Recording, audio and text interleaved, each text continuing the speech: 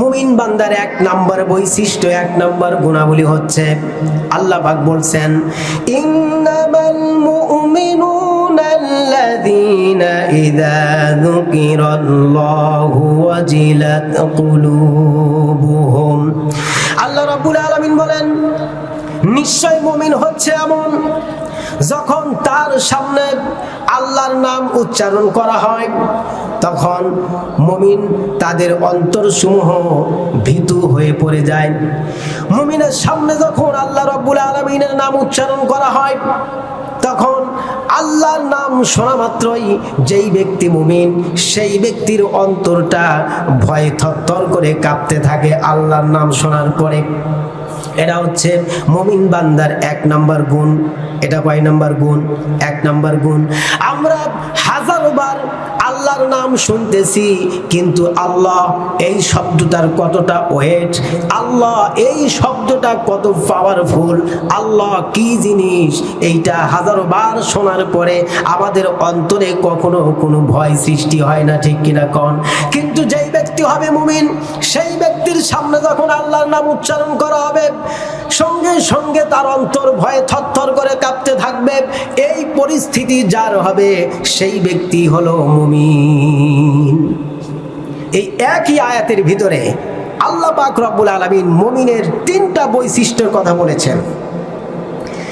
আমার ভাইরা, মুমিনের দ্বিতীয় বৈশিষ্ট্য হচ্ছে وَإِذَا تُلِيَتْ عَلَيْهِمْ آيَاتُهُ زَادَتْهُمْ ঈমানা। মুমিন বান্দার দুই নম্বর বৈশিষ্ট্য হচ্ছে, মুমিন বান্দার সামনে যখন এই কোরআনে কারিমের তেলাওয়াত করা হবে, কোরআনের আয়াতসমূহ যখন তারা শুনবে, মুমিন বান্দার যতটুকু ঈমান আছে আল্লাহ পাক রব্বুল আলামিন তার ঈমানকে আরো বৃদ্ধি করে দেন। এটা হচ্ছে মুমিন বান্দার দুই নাম্বার গুণ, দুই নাম্বার বৈশিষ্ট্য। কিন্তু আমাদের এই সমাজে এই কোরআন শুনলে ঈমান বাড়া তো দূরের কথা, এমনও কিছু মুসলমান নামধারী আছে এই কোরআন শুনলে তাদের গায়ে আগুন জ্বলে, ঠিক কিনা বলেন? এমন মুসলমান আছে না সমাজে? আছে। এই কোরআনের মাহফিলে কোরআন দিয়ে ওয়াজ করতে গেলে আইসা দেখবেন বাধা দিবে, অথচ এই কোরআনের একটা শব্দ তারা সহি করে উচ্চারণ করতে পারবে না। মঞ্চে সেই দেখবেন বলবে বিসমিল্লাহির রহমানির রহিম, আউযু বিল্লাহি মিনাশ শাইতানির রাজিম, আউযু বিল্লাহ বিসমিল্লাহ সহি করে বলতে পারবে না। কিন্তু একজন কোরআনের আলেমকে বলবে, হুজুর যা বলবেন কোরআন থেকে বলবেন, কোরআনের বাইরে কিচ্ছু বলা যাবে না, ঠিক কিনা বলে? আমার ভাইরা, কোরআন থেকে বলার অর্থ কি? কোরআনের অর্থ কি শুধু এই যে আয়াত পড়বো আর শুধু আয়াতের শাব্দিক তর্জমা পড়বেন, এটাই কি কোরআনের তাফসীর?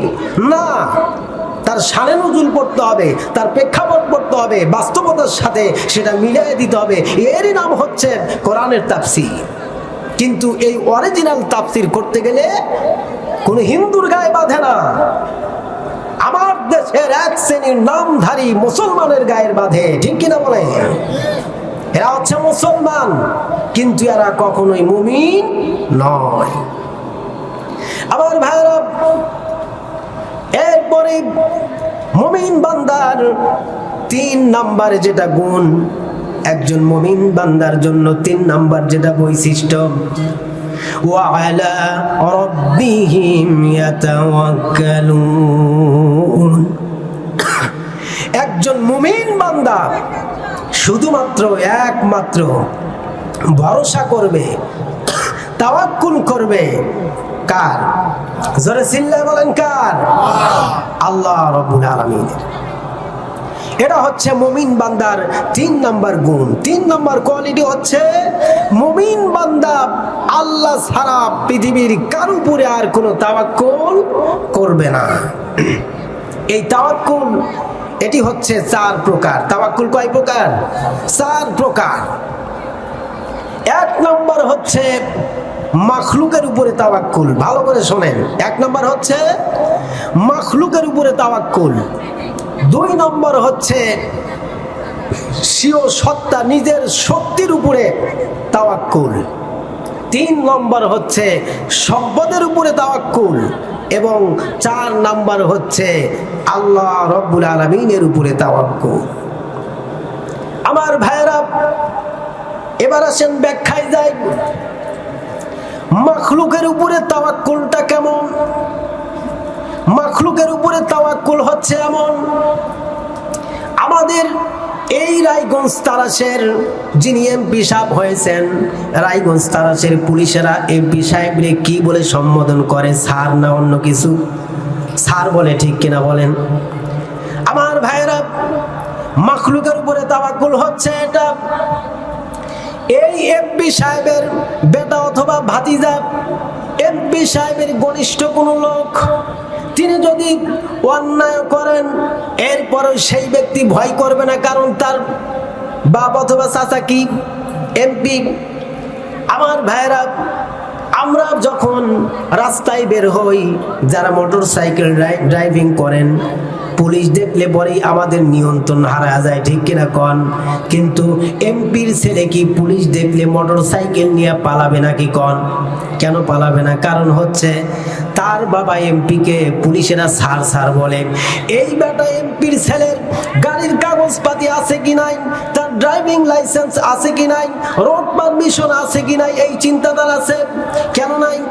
কারণ হচ্ছে তার ধান্দা হলো 5টা বছর যতদিন পর্যন্ত আমার বাবা এমপি থাকবে ততদিন পর্যন্ত পুলিশ আমারে কিছুই করতে, জোরে বলেন, কিছু করতে পারবে না।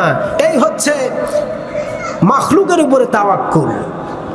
কোন ব্যক্তির এরকমের ভরসা যদি থাকে যে অমুক ব্যক্তি যতক্ষণ আমার পাশে আছে ততক্ষণ পর্যন্ত আমার কোনো ভয় নাই। কিন্তু আমাদের যাদের এমপি টেম্পির আমরা কোনো ভাইস্তা বেটা কিচ্ছু না, তাদের কোনো ঘনিষ্ঠ কেউ না, আমাদের তো পুলিশ দেখলে কাম সারা, ঠিক কিরকম? আমাদের তো পুলিশ দেখলে কাম সারা। আমি একটা বাস্তব ঘটনা বলি। মাইকের আসলে সব ঠিক ছিল, আমি আসলে অরিজিনালি কথা মানে শক্তি লাগতেছে খুব, বুঝতেছি না কেন এমন হচ্ছে। আমারই দোষ নাকি মাইকের দোষ, আল্লাহই ভালো জানে। মানে বক্সের সাউন্ডটা যে আমার কানে ঠাস ঠাস করে আসা লাগা, এইটা লাগতেছে না, যার কারণে আমার খুব জোর লাগতেছে কথা বলতে। যাই হোক, আল্লাহ পাক যেন সুন্দর একটা সাউন্ড সিস্টেমের পরিবেশ করে দেন, বলেন আমিন। আমি আমার বাস্তব জীবনের কথা বলি।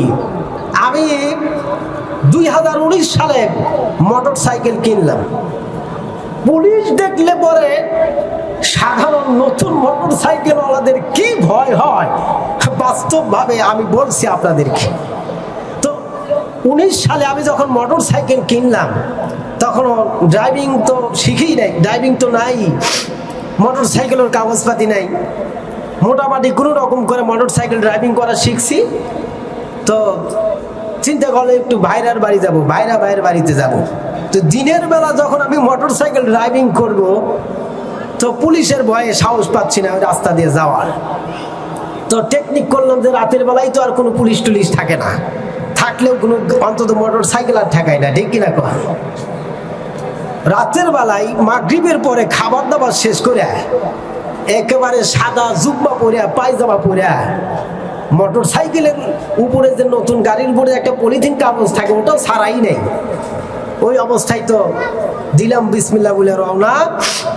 তো আমাদের ঘুমকা বাস স্ট্যান্ড পার হওয়ার পরে ওই যে আমবাগানের কাছে যে ব্রিজটা আছে, ওই ব্রিজের মাথা যেই না শেষ হয়েছি, সামনের দিকে তাকায়া দেখি যে ওই যে পুলিশদের হাতে এরকমের 1 ফুট এলইডি লাইট থাকে না, লাল বাতি জ্বলে। তাকে দেখি তো ওই লাল বাতি দিয়ে এরকম সিগন্যাল দিতেছে। আমার তো কাম সারা, আমি জায়গায় মোটর সাইকেল ব্রেক, সাথে সাথে ডান দিকে ঘুরে আমি বাম সাইডে গেছি ফিরে ব্যাক করে আসার জন্য। আল্লাহ বাঁচাইছে, যদি পিছনে মোড়া কোনো গাড়ি টাড়ি থাকতো তাহলে ওখানেই আমি শেষ। তো করলাম, এখন এই পুলিশ পার হয়ে যায় কেমনে? ফিরে আসলাম, বুদ্ধি করলাম যে এখান থেকে ঘুরকা বাজার দিয়া পুরান ভোট ঘরের কাজ দিয়া ওই নাহারের গোড় দিয়া ওদেরকে ড্যাঙ্গা আমি চলে যাব। করলামও তাই, বরাবর গেলাম, কোনো সমস্যা নাই। কিন্তু ওই সময় রাস্তার মাটি ফালানোর কাজ চলতেছে। কিসের কাজ? রাস্তায় মাটি ফালানোর কাজ চলতেছে। ডেজার দিয়া ওখানে মাটি উঠাইছে, সেই পানি তো গড়াইয়া ওই নাহারের গোড়ের ওই রাস্তা অন্তত 200 হাত হবে এরকম রাস্তা কেদো হয়ে গেছে, একদম কেদো। আমি তো মোটর সাইকেলে নতুন, এরপরে পায়ে হলো জুতা পরা, এখন উপায় কি? তো বিসমিল্লাহ কয়া একই গিয়ার দিয়া ধীরে ধীরে দিলাম রওনা। কিছুক্ষণ না যাওয়ার পরে সিট ফাটানো হয়ে গেলাম কেদোর মধ্যে পড়িয়া। অবস্থা দেখছেন? যেতেছি কিন্তু বাইরের বাড়ি। তো আল্লাহর কি মেহেরবানি জানেন কেমনে কি হয়েছে, আল্লাহ ভালো জানে। আবার মোটর সাইকেল ডান দিকে পড়ে গেছে, আমার ডান হাত পড়ছে, ডান পা পড়ছে। তা আল্লাহর কি কুদরত, আমার সাদা এই পাঞ্জাবি জুব্বায় এক ফোঁটা কেদও পড়ে নাই। সুবহানাল্লাহ। ওখানে তো নোটা বদনা তো কিছুই নাই, অন্ধকার। কোন রকম করে এখন কি করা, ঠেলিয়া মোটর সাইকেল সাইডে নিয়া এরপরে চৌলে করে ওই ঘোলা পানি দিয়া কোন রকম করে মোটর সাইকেল সাফ করলাম, জুতা টুটা সাফ টাপ করিয়া এরপরে পায়ে দিয়া ওই গড়ান উঠে দেখি যে বেটা আসলে পুলিশ টিলিশ কিছুই না। ওই রাতের বেলা রাস্তায় সাইডে মাটি ফালাইতেছে ট্রাক, ওই ট্রাক গুলা সিগন্যাল দিয়া ওখানে কন্ট্রোল করতেছে। দেখছেন অবস্থা? অথচ আমি ভাবছি কি পুলিশ। তো আমার ভাইরা, আমি যে কথা বোঝাতে চাচ্ছি যে এই যে মাখলুকের উপরে যাদের তাওয়াক্কুল, এই যে এইরকমের এমপির ছেলে মোটর সাইকেল নিয়ে আমাদের মতো পুলিশ দেখা পলাবে না। কারণ কি? তার ভরসা হচ্ছে আমার বাবা যতদিন এমপি গিরি আছে ততদিন পর্যন্ত আমার কোনো চিন্তা নাই। আমার ভাইরা, এরপরে আসেন স্বীয় শক্তির উপরে তাওয়াক্কুল, ভরসা। মানুষের শরীরে, যার শরীরে শক্তি বেশি, এমনও নওজোয়ান সমাজের ভিতরে পাওয়া যায়। মানুষেরা বলে অমুক একাই 100, ঠিক কিনা কন? অমুকের যে বডি, যে শরীরের শক্তি, ও একাই 10 জনকে বেরিয়ে শেষ করে দিবে, ঠিক কিনা কন? এমন মানুষ কথা বলে কি বলে না? আমার ভাইরা, তাহলে 2 নম্বর হচ্ছে নিজের শরীরের প্রতি তাওয়াক্কুল। যেই ব্যক্তির শরীরে বল বেশি, শক্তি বেশি, সেই ব্যক্তি চিন্তা করেন যতক্ষণ পর্যন্ত আমার শরীরে শক্তি আছে ততক্ষণ পর্যন্ত আমার কোনো দুশ্চিন্তার কারণ নাই। কারণ একাই আমি 10 জনরে বেরিয়া শোয়া ভালানো, ঠিক কিনা কন? আমি একবার আমার ওই যে 7 বছরের একটা ছেলে, খালি গাও সুটকি মানুষ, মানে সারাদিন তো আয়নার সামনে গিয়ে ড্রেসিং টেবিলের সামনে যায় এইরকম করতেছে। বললাম কিরে বাপ তুই এরকম করস কে? মানে ওই যে শক্তি শক্তি দেখাইতেছে। কইলাম যে এইরকম করে তো লাভ নাই, তোমার তো শরীরের হাড়গুলা সব দেখা যাইতেছে। এই শক্তিশালী যদি হতে চাও ওই দোকানে সদাই খাও, বাদ দাও, অন্তত 3 বেলা ঠিকঠাক মতো ভাত খাও। তো ভাইরা আমার, তো 2 নম্বর হচ্ছে কি, যে এই যে শক্তির উপরে তাওয়াক্কুল। সে বলে যতক্ষণ আমার শক্তি আছে ততক্ষণ আমি কারো পরোয়া করি না। আমার ভাইরা, 3 নম্বর হচ্ছে সম্পদের উপরে তাওয়াক্কুল।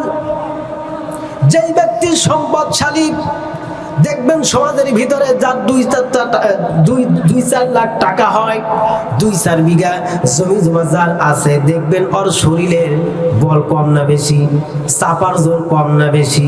কারোর সাথে যে একটু সামান্য কথা কাটাকাটি হয়, এমন একটা সিদ্ধান্ত নেয় যে তোর জায়গায় সাইজ করবো, দরকার হলে 3 বিঘা বেচবো, ঠিক কিনা? কয় কিনা এমন কথা? দরকার হলে তোর জায়গায় পুঁতে ফেলাবো, আমার 10 লাখ যাই যাব। আর শক্তি কিসে? কারণ ওর টাকা আছে, সম্পদ আছে। ওই ব্যক্তির তাওয়াক্কুল হচ্ছে টাকা সম্পদের উপরে। ও ভাবছে যে যতক্ষণ আমার এই লক্ষ লক্ষ টাকা আছে, আমার এই বিঘা বিঘা জমি আছে, ততক্ষণ পর্যন্ত আমি কারোর সামনে মাথা নত করবো না। দরকার হলে 2-4-5 বিঘা অথবা 2-4-5 লাখ টাকা আমি ভোগাবো। আমার ভাইরা, এবার আসেন 4 নম্বরে যেই তাওয়াক্কুল, সেটা হচ্ছে দুনিয়ার কোনো মাখলুকের উপরে তাওয়াক্কুল নয়, সেটা হচ্ছে আমার আপনার সৃষ্টিকর্তা, গোটা সমগ্র জাহানের মালিক আল্লাহ রব্বুল আলামিনের উপরে তাওয়াক্কুল।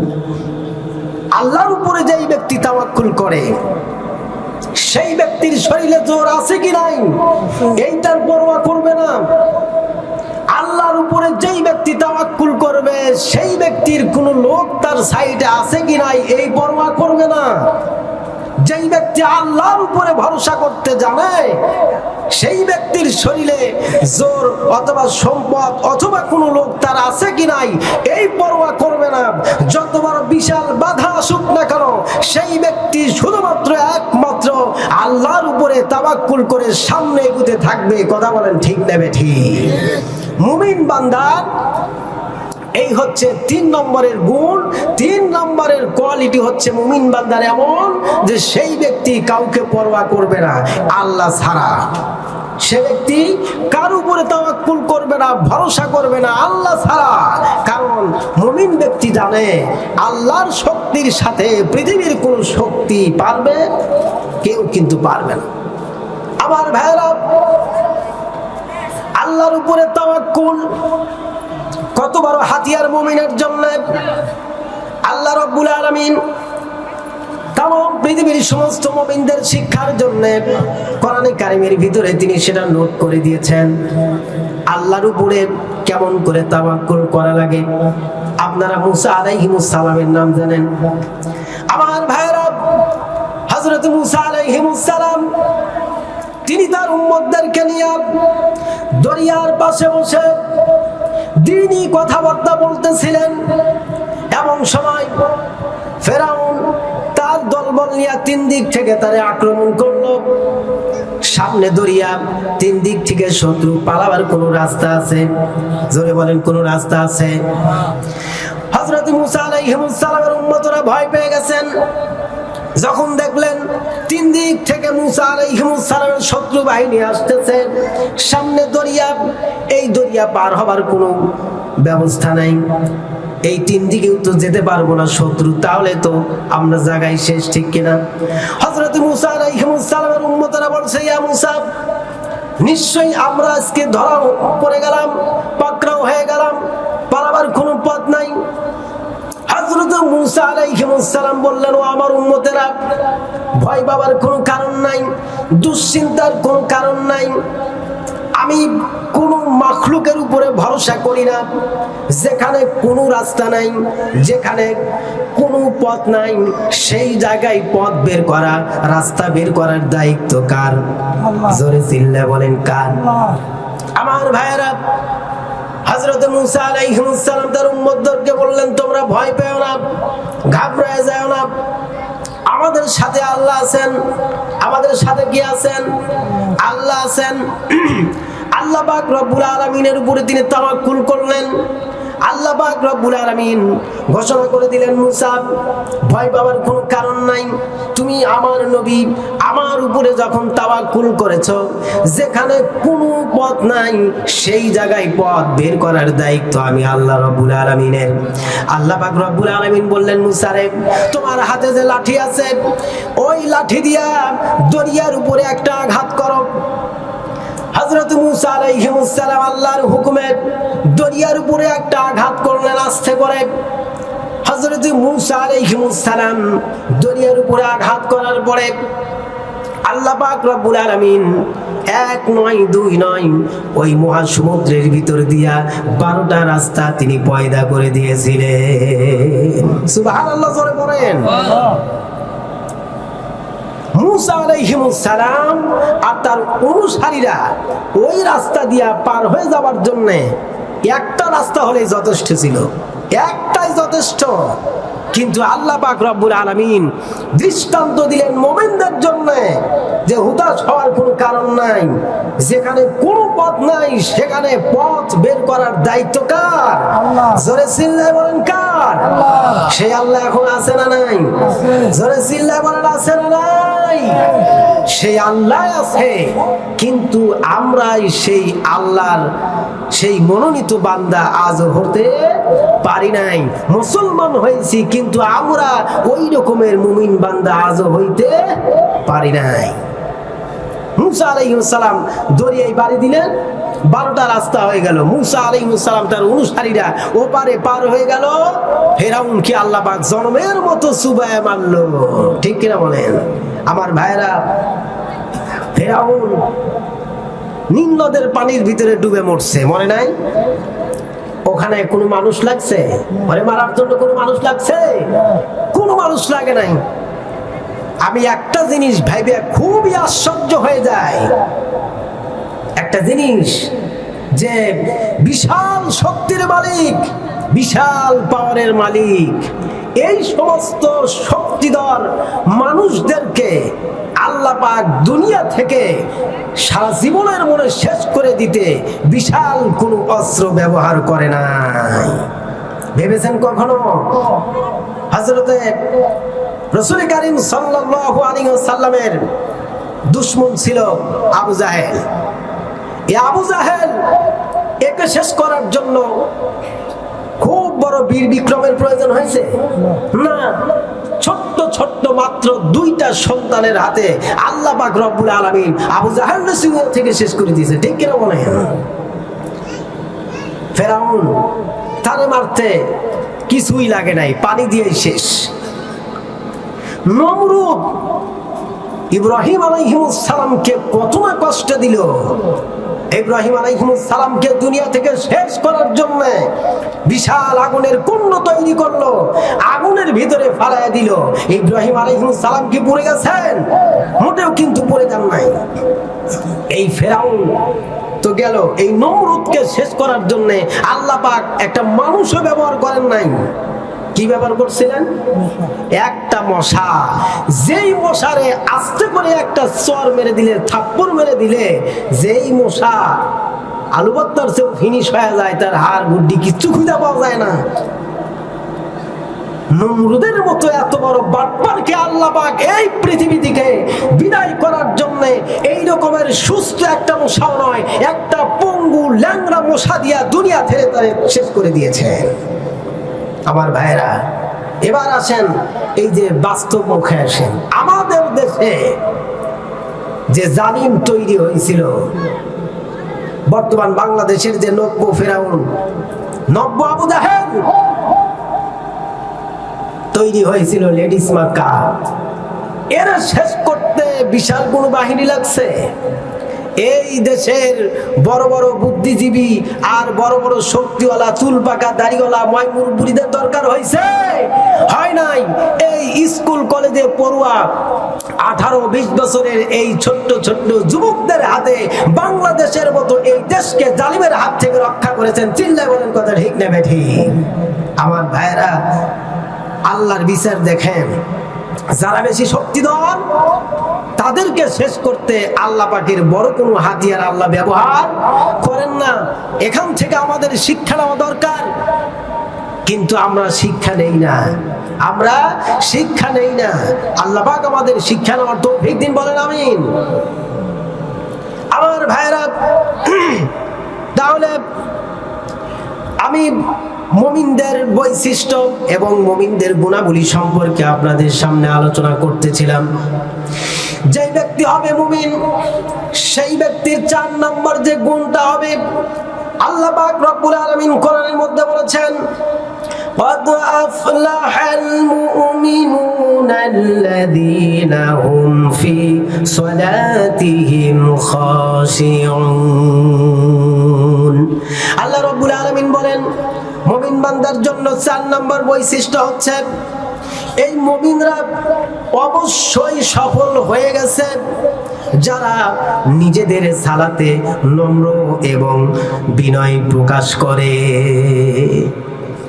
ওই মুমিন সফল, যে মুমিন কি করে? নামাজে নম্র ও বিনয় পেশ করে। আজকে আমাদের সমাজে মুসল্লির অভাব নাই, নামাজের অভাব নাই, কিন্তু এই নামাজের ভিতরে নম্রতা আছে, বিনয় আছে? মোটেও কিন্তু নাই। যে যারা হবে মুমিন, তারা নামাজের ভিতরে বিনয় হবে, নম্র হবে। আজকে দেখেন আমাদের মসজিদের অবস্থা, আমরা মসজিদে যাই, দেখবেন শুধু ঢুকঢাক করে যত তাড়াতাড়ি নামাজ শেষ করতে পারি ততই তাড়াতাড়ি মনে হয় আমরা মুক্ত হইলাম, বাঁচলাম, ঠিক কিনা মনে? মানে এমন অবস্থা হয়েছে যে আল্লাহ ফরজ করছে, আইসা ঢুকঢাক করে সেজদা দিয়ে কামলা সই করে গেলাম, হয় আল্লাহ কবুল করুক, না হয় না করুক, হয়েছে আমাদের এই অবস্থা, ঠিক কিনা বলেন? আমার ভাইরা, মুমিন বান্দা যারা হবে তারা নামাজে হবে বিনয়, অত্যন্ত সুন্দর করে একাগ্র চিত্তে তারা খুশু খুজুর সাথে নামাজ আদায় করবে। কিন্তু আমরা নামাজে যখন দাঁড়াই দেখবেন দুনিয়ার সব ব্যস্ততা নিয়ে এসে তারপরে নামাজে দাঁড়াই। হুজুর যদি একটু লম্বা তেলাওয়াত করে আমরা পিছন থেকে সিগন্যাল দেওয়া শুরু করে দেই, নামাজে মোনাজাত একটু লম্বা হলে আমরা সিগন্যাল দেওয়া শুরু করে দিই, তাড়াতাড়ি শেষ করতে হবে, ঠিক কিনা? আর নামাজে তাড়াহুড়া আর তাড়াহুড়া, এইভাবে তাড়াহুড়া করে নামাজ পড়ে নামাজ হবে? আমার ভাইয়েরা, নবীজি বলেছেন সল্লু কামা রাআইতুমুনি উসাল্লি, তোমরা নামাজ পড়ো সেভাবে যেভাবে তোমরা আমাকে নামাজ পড়তে দেখো।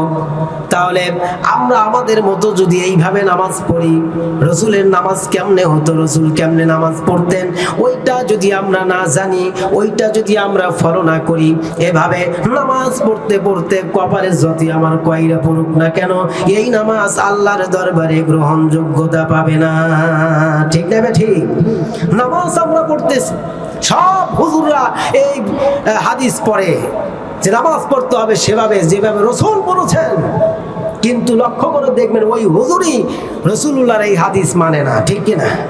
এটা আমাদের ব্যর্থতা। এই যে তারাবি নামাজ গেল, কি গেল?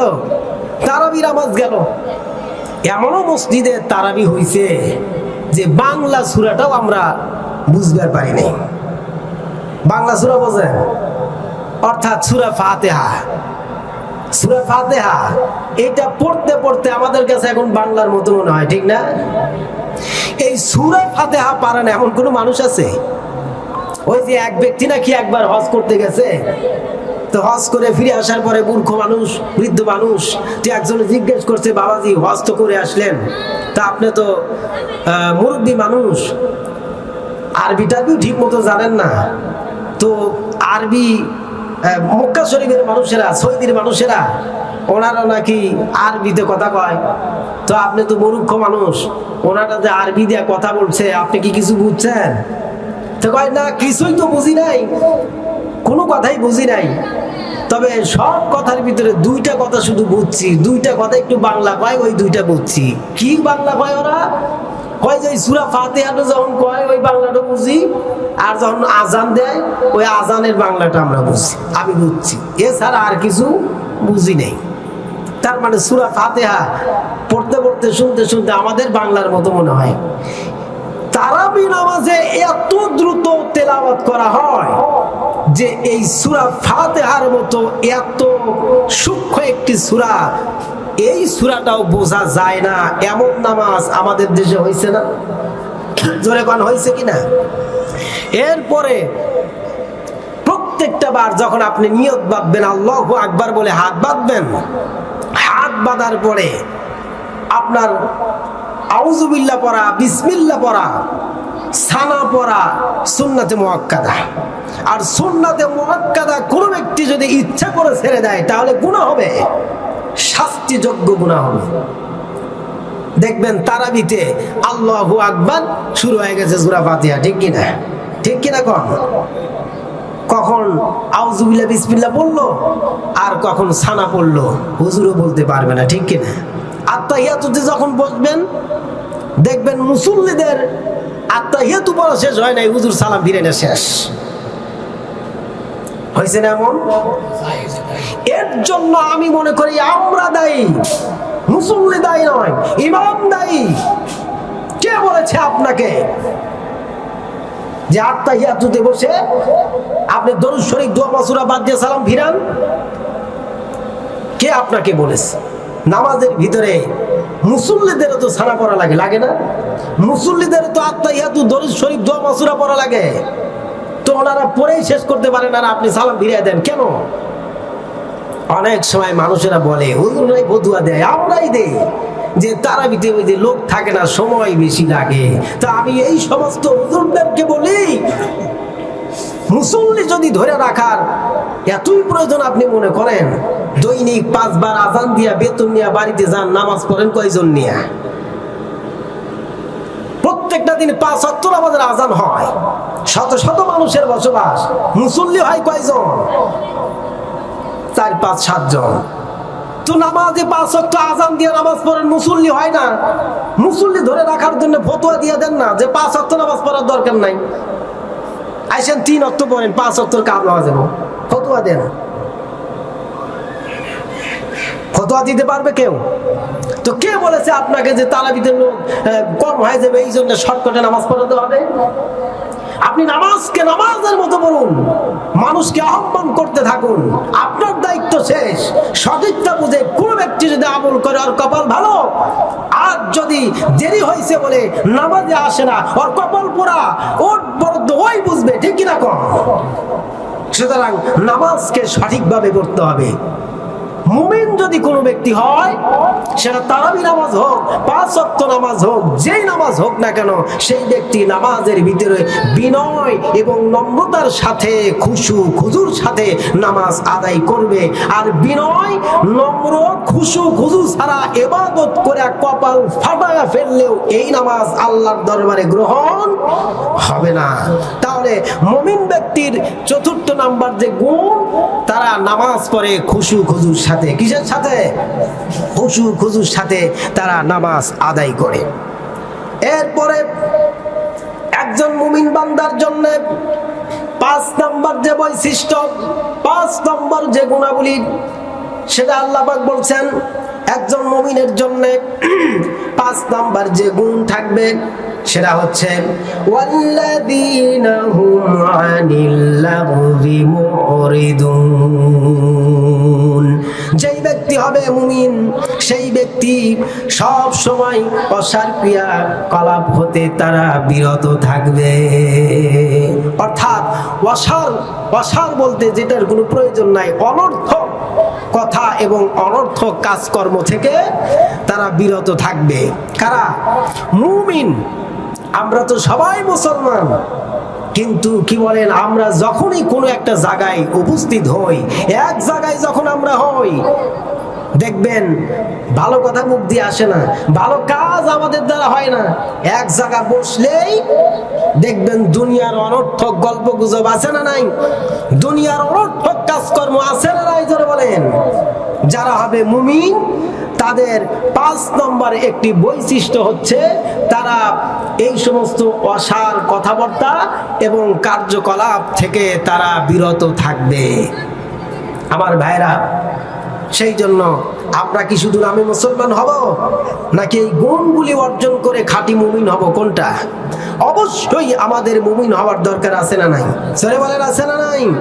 আল্লাহ পাক রব্বুল আলামিন আমাদেরকে নামে মুসলমান নয়, এইরকম প্রকৃত মুসলমান এবং মুমিন হিসেবে আমাদেরকে কবুল করুন। বলেন আমিন।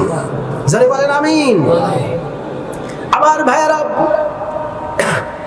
এরপরে 6 নম্বর যে মুমিনের গুণাবলী, আল্লাহ পাক রব্বুল আলামিন কোরআন কারীমের ভিতরে সে কথা বলছেন। 6 নম্বর একজন মুমিনের জন্য যে গুণটা হবে সেটা হচ্ছে ওয়াল্লাযীনা হুম লিয-যাকাতি ফাঈলুন। 6 নম্বরের গুণ থাকবে, বৈশিষ্ট্য থাকবে একজন মুমিনের, তার উপরে যদি যাকাত ফরজ হয়ে থাকে, সেই ব্যক্তি সম্পদের দিকে তাকাবে না, সম্পদের মোহে পড়বে না, সেই ব্যক্তি সঠিক অর্থে যাকাত আদায় করবে। আমাদের এই সমাজের ভিতরে সব মুসলমান, কোনো হিন্দু আছে? হিন্দু নাই, কিন্তু হিসাব করলে পরে অনেক মানুষের যাকাত ফরজ হয়েছিল। এমন মানুষ যাকাত ফরজ হয়েছে, এমন মানুষ আমাদের সমাজে নাই? কথা বল নাকি, আছে না নাই? কয়জনে উল্লেখযোগ্য ভাবে সঠিক ভাবে হিসাব করে যাকাত দিয়েছে আমারে দেখান? দিছে কেউ? কেউ কিন্তু দেয় নাই। এই যে আমরা বংশগত মুসলমান, আমরা নামধারী মুসলমান, কিন্তু আমরা প্রকৃত মুমিন না, সেই জন্য বলা হচ্ছে যে মুমিনেরা সব মুসলমান, কিন্তু সব মুসলমান মুমিন নয়। কোন ব্যক্তি যদি মুমিন হয়ে থাকে তাহলে সেই ব্যক্তি কি করবে? তার সম্পদ থেকে আল্লাহর রাস্তায় খরচ করবে, অর্থাৎ যাকাত দিবে, দান সদকা করবে। ঠিক কিনা বলে? আমার ভাইরা, আমার মনে হয় আপনাদের কাছে খারাপ লাগতেছে, খারাপ লাগতেছে। আমি শেষ করে দেই। আমার ভাইরা, যারা হবে মুমিন তাদের 7 নম্বর বৈশিষ্ট্য যেটা, সেটা আল্লাহ রাব্বুল আলামিন কোরআনে কারীমের ভিতরেই তিনি বলে দিয়েছেন। আল্লাহ রাব্বুল আলামিন বলেন, ওয়াল্লাযীনা হুম লিফুরুজিহিম হাফিজুন। মুমিন ব্যক্তির 7 নম্বর যে গুণ হবে সেটা হচ্ছে তারা লজ্জাস্থানের হেফাজত করবে। কিসের হেফাজত করবে? জোরে বলেন সবাই, কিসের হেফাজত করবে? আপনারা তো আওয়াজ খুব শুনতেছেন দেখতেছি। একজন মুমিন বান্দার জন্য 7 নম্বর গুণ হচ্ছে কি? তারা লজ্জাস্থানের হেফাজত করবে। কিসের হেফাজত করবে? জোরে কোন? লজ্জাস্থানের হেফাজত করবে। তার এই লজ্জাস্থানের এই অঙ্গটুকুন কোন অবৈধ জায়গায় তারা ব্যবহার করবে না, হালাল পন্থায় খরচ করবে। আমার বন্ধুগণ, দেখেন সমাজের ভিতরে কত মানুষ আমরা আছি মুসলমান, কিন্তু আজ পর্যন্ত আমরা যৌনাঙ্গের হেফাজত করতে পারি নাই। অনবরত জেনাহের ভিতরে আমরা লিপ্ত আছি। আমার ভাইরা, এই জেনা ভালো না খারাপ? জেনা ভালো না খারাপ? সবচেয়ে খারাপ, সবচেয়ে নিকৃষ্ট কাজ, জঘন্য কাজ। কোন ব্যক্তি যখন জেনাহের কাজের মধ্যে লিপ্ত হয়ে যায়, যেই জমিনের উপরে জেনা করা হয় সেই জমিনটা আল্লাহর কাছে ফরিয়াদ করে, রব্বুল আলামিন তুমি আমারে পারমিশন দাও, তুমি আমারে শক্তি দিয়া দাও, আমার জমিন, এই জমিনটা আমি ফাঁক হয়ে যাই। আর ওই তোমার জেনাইরত বান্দা এবং বান্দিরে আমি জমিন তাদেরকে গ্রাস করে ফেলে দেই। কিন্তু আল্লাহ পাকের কত দয়া! কোন ব্যক্তি কি এমন হয়েছে যেখানে জেনা করছে তার জমিন গ্রাস করে ফেলাইছে? এমন কি হয়েছে? কখনো হয় নাই। এই জমিনটা বলে, আল্লাহ আমারে শক্তি দাও, এই জেনাইরত তোমার বান্দা বান্দীদেরকে আমি গ্রাস করে দেব। আল্লাহর নাম হচ্ছে রহমান। আল্লাহর নাম কি? রহমান। যার কারণে আমরা এই পৃথিবীতে বেঁচে আছি। এছাড়া দুনিয়াতে বেঁচে থাকতে আমরা পারতাম না। এই দুনিয়ার দাম মানুষের কাছে অনেক, কিন্তু আল্লাহর কাছে এই দুনিয়ার 4 পয়সার মূল্য নাই। আমার ভাইরা, সত্যিকার অর্থে আল্লাহ পাক রব্বুল আলামিন বলেছেন, দেখো তোমরা যত অন্যায় অত্যাচার করো, তোমরা যত আমার নাফরমানি করো, একটাবার চিন্তা করো, তোমার বাবার সাথে যদি তুমি নাফরমানি করো, 2-4 দিন যদি কাজ থাকার পরেও কাজে না যাও, টাকা যদি তোমার বাবার হাতে না দাও, তোমার বাবাও কিন্তু তোমার বাড়িতে আর অ্যাকসেপ্ট করে না। ঠিক কিনা? ঘাট ধরে বাড়ির থেকে বের করে দেয়, বেটা তোর মতো সন্তান আমার দরকার নাই, যা। স্ত্রীর কাছে যদি আপনি টাকা জমা না দেন, কাজ যদি আপনি না করেন, স্ত্রীও আপনার থেকে দূরে সরে যাবে। আমার ভাইরা, আল্লাহ রাব্বুল আলামিন তিনি আমাদের জন্য কত মহব্বত করেন, কত ভালোবাসেন। তিনি আমাদেরকে মা বাবার নাফরমানি করলে মা বাপ বাড়ি থেকে বিতাড়িত করে দেন, কিন্তু আল্লাহ রাব্বুল আলামিনের রহ নাফরমানি আমরা করি। হাজারো আল্লাহর কাছে আমরা অন্যায় করি, কিন্তু আল্লাহ পাক রব্বুল আলামিন আজ পর্যন্ত তার এই জমিন থেকে আমাদের ঘাড় ধাক্কা দিয়ে কি বের করে দিয়েছেন? কি বলেন? দিয়েছেন। এরপরে আল্লাহর নাফরমানি করার পরেও এখন পর্যন্ত কাউরে কি আল্লাহ পাক না খায় মারছেন? জোরে বলেন, মারছেন। কেন মারেন নাই? কারণ হচ্ছে একটা, আল্লাহ পাক বলেছেন, দেখো তোমরা যত নাফরমানি করো, তোমরা যত আমার সাথে ব্যভিচার করো, আমি এই জন্য তোমাদের শাস্তি দেই না, এই জন্য তোমাদের খাবার বন্ধ করি না, এই জন্য তোমাদের অক্সিজেন বন্ধ করি না। কারণ হচ্ছে এই যে দুনিয়া তোমরা দেখতে পাচ্ছ, এই দুনিয়ার দাম আমি আল্লাহর কাছে একটা মশার মাছির ডানার সমানও নয়। আল্লাহ পাক বলেছেন এই দুনিয়ার দাম যদি আমার কাছে একটা মশার ডানা, 1 লক্ষ মশার ডানাও যদি আপনারা নিয়ে এসে একজন দেয়, কয় টাকা দিয়ে কিনবেন? কোন 4 পয়সা দিয়েও কি কেউ কিনবে মশার ডানা? কারণ কি, এই মশার ডানার কোনো মূল্য নাই, এটা কোনো কাজে খাটবে না। তো আল্লাহ পাক বলেছেন দেখো এই দুনিয়ার দাম মশার ডানার যতটুকু মূল্য আছে এতটুকু এই দুনিয়ার দাম আমি আল্লাহর কাছে নাই। যার কারণে আমি এই দুনিয়াতে আমার হাজারো নাফরমানি কর, তারপরে আমি তোদেরকে দুনিয়া থেকে বের করে দেই না, তোদের খাবার পানিও বন্ধ করে আমি দেই না। আল্লাহর নাম হচ্ছে রহমান। আল্লাহ পাক সব সময় আপনার প্রতি এই মনস্কামনা করতে থাকেন যে বান্দা না জানি কোন সময় ভুল বুঝে আমার কাছে মাফ চায়। আপনি যদি ভুল বুঝতে পারেন, আল্লাহ পাকের কাছে মাফ চাইতে পারেন, আল্লাহ পাক আপনারে মাফ করার জন্য প্রস্তুত আছে না? আছে। আল্লাহ রাব্বুল আলামিন বলেন লা তাকুনাতু মির রাহমাতিল্লাহ, বান্দারে যত গুনাহ করো না কেন আমার রহমত থেকে তোমরা নিরাশ হয়ে যেও না। যত গুনাহ করছস বান্দা, আমার রহমত থেকে নিরাশ হোস না, আমার কাছে মাফ চা, আমি তোরে মাফ করার জন্য প্রস্তুত। কি বলেন? সে আল্লাহর কাছে মাফ চাওয়ার দরকার আছে না নাই? আছে কিনা তোরে বলেন? আছে। আল্লাহর কাছে মাফ চান। চুল দাড়ি এরপরে আপনি এগুলো পাকবে, আপনি বয়স হবেন, বৃদ্ধ হবেন, তারপরে মারা যাবেন, গ্যারান্টি আছে? জোরে বলেন গ্যারান্টি আছে? এই মাহফিল থেকে আমরা জীবন নিয়ে বাড়ি ফিরে যাব এই নিশ্চয়তা আছে কারো? কারো এই গ্যারান্টি নাই। তাহলে কিসের আশায় আপনি আল্লাহর নাফরমানি করেন, আল্লাহ নিষিদ্ধ জিনা ব্যভিচার করেন? একটাবার এই মরণের কথা চিন্তা করেন। আবার ভাইরা, এখনো সময় আছে, এখনো সময় আছে আমাদের তওবা করার, এখনো সুযোগ আছে আমাদের ভালো হওয়ার, আছে না নাই? জোরে বলেন আছে না নাই?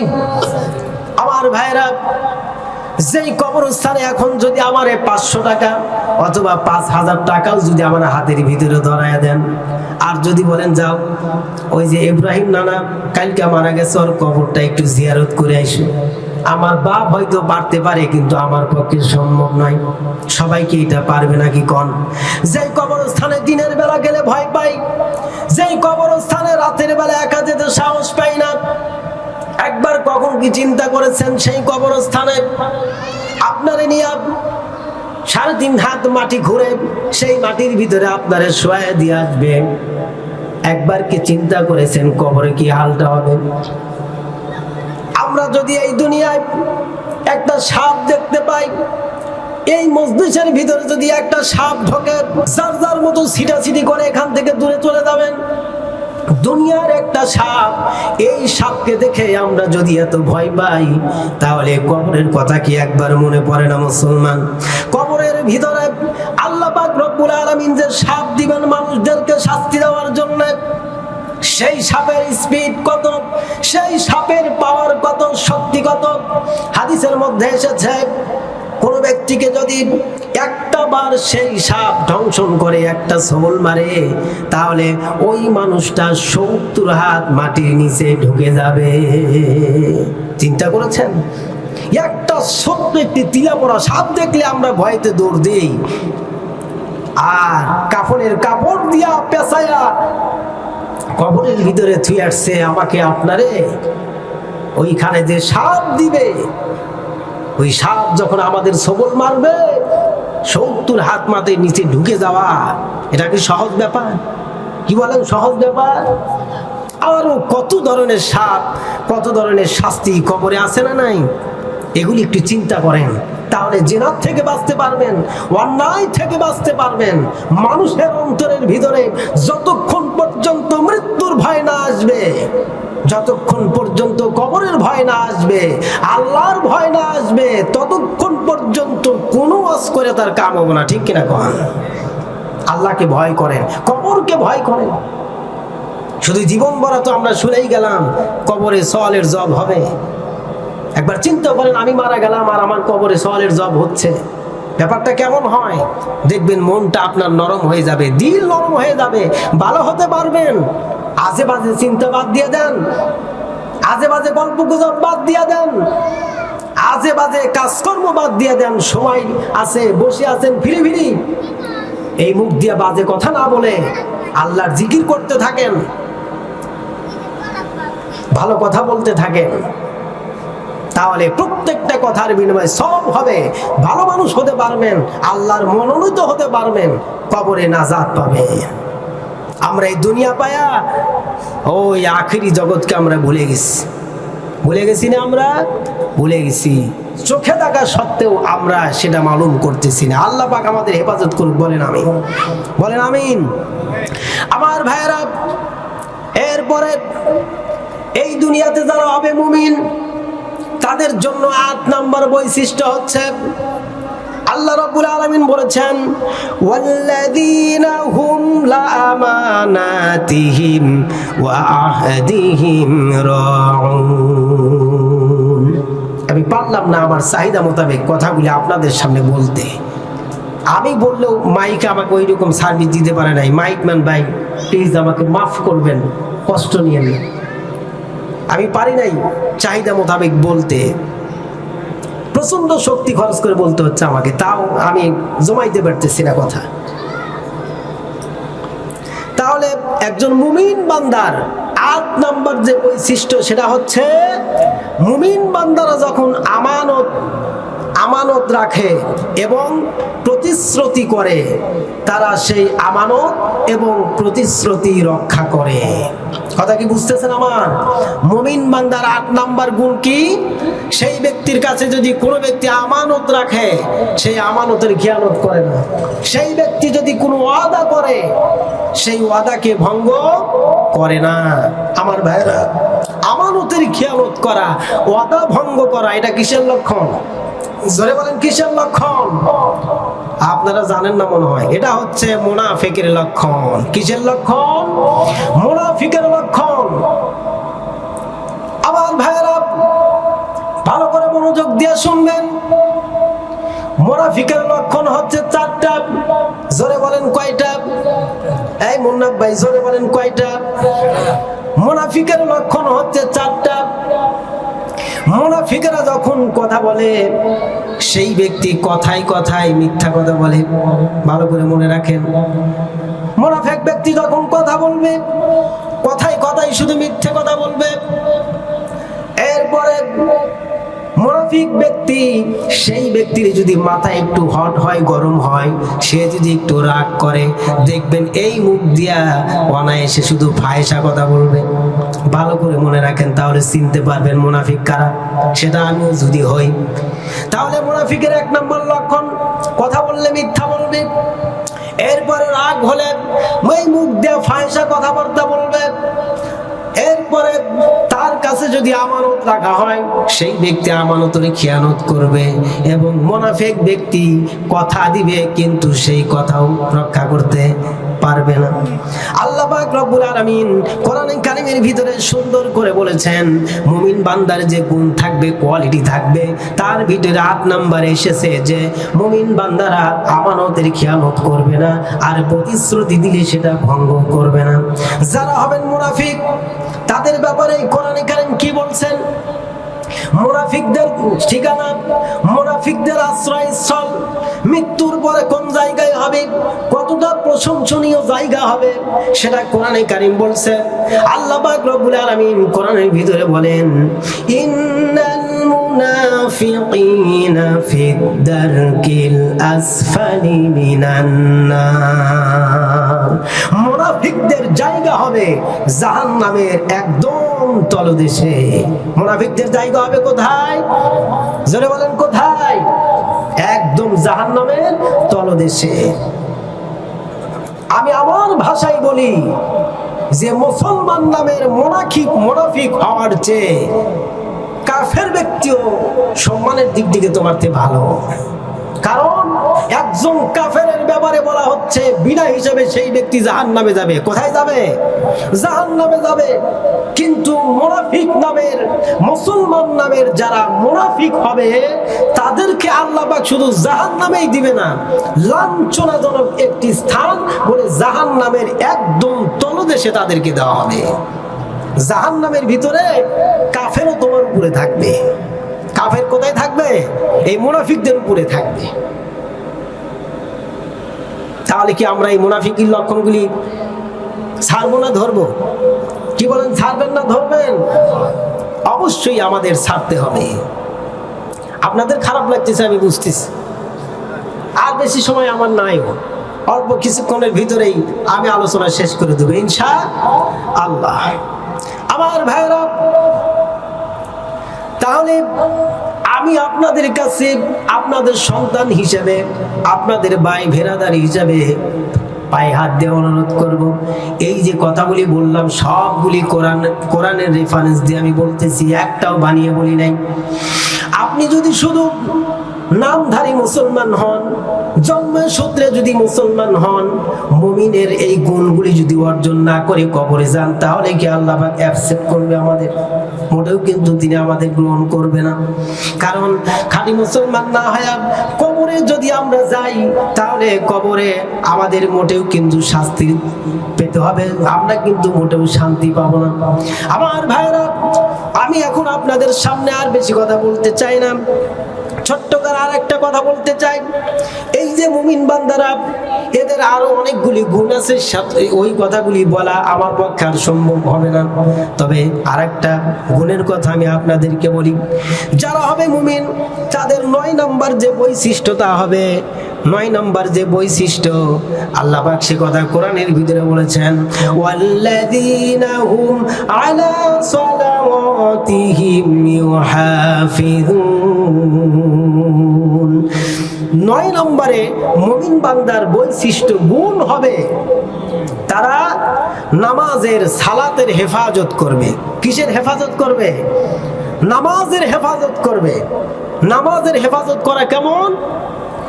জোহরের নামাজ শুরু হয় 1:30টায়। জোহরের নামাজ কয়টায় শুরু হয়? এই জোহরের নামাজ পড়তে পড়তে 3টা, 3:30, 4টাও বাজায় এমন মুসলমান আছে না নাই? আছে না নাই? আছে। তাহলে যেই ব্যক্তি হবে মুমিন, তার 9 নম্বরের যে গুণ থাকবে, বৈশিষ্ট্য থাকবে, মুমিন ব্যক্তি নামাজের ওয়াক্ত আসার সাথে সাথে প্রথম ওয়াক্তেই আল্লাহর এই বিধান নামাজ তিনি হেফাজত করবেন, অর্থাৎ নামাজ আদায় করে দিবেন। সেই ব্যক্তি নামাজে বিলম্ব করবে না, অলসতা করবে না, 1:30টার নামাজ গিয়া 3:30টায় পড়বে না। এটা হলো মুমিনের 9 নম্বর গুণ। আর 10 নম্বর গুণ একেবারে সংক্ষিপ্ত ভাবে বলেই আমি শেষ করব। সেটা হচ্ছে কি, 10 নম্বরের যে গুণটা, সেটা আল্লাহ পাক কোরআনের মধ্যে বলেছেন যে মুমিন বান্দারা কেমন হবে। وعباد الرحمن الذين يمشون على الأرض هونا وإذا خاطبهم الجاهلون قالوا سلاما। আল্লাহ রাব্বুল আলামিন বলেন, যারা হবে মুমিন, এই মুমিনদের জন্য 10 নম্বরের যেটা গুণ হবে, মুমিন বান্দারা এই দুনিয়ায় যখন চলাফেরা করবে, ওঠা বসা করবে, তখন অত্যন্ত সফট ভাবে, অত্যন্ত নরম ভাবে তারা দুনিয়ার ভিতরে চলাফেরা করবে।